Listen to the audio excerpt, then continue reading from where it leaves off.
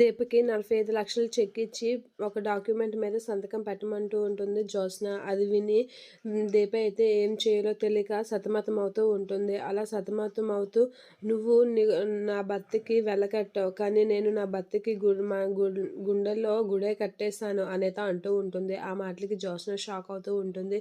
ఇక దీప అయితే నా భర్తని నీకు ఎలా ఇస్తాను అనుకుంటున్నావు అనేత అంటూ ఉంటుంది. ఇక జ్యోత్స్న అయితే నీకు జీవితంలో కావాల్సింది నీ కూతురు, నాకు కావాల్సింది నా బావ. అందుకు నీకు ఈ పనితో నీ కూతురు నీకు జీవితాంతం నీకు బతికి నీ దగ్గరే ఉంటుంది. నాకు నా బావ దక్కుతాడు.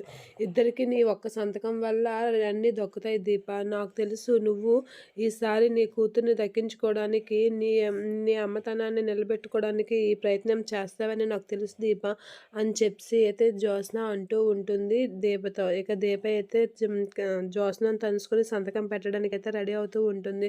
అమ్మ, ఈ పెద్ద పరీక్షలో నన్ను కాపాడుతా, పెద్ద పరీక్షలో నెగ్గేలా నువ్వు చేస్తావు కదా, ఈ పెద్ద పరీక్షలో నేను పాస్ అవుతాను కదా అనేది అంటూ ఉంటుంది.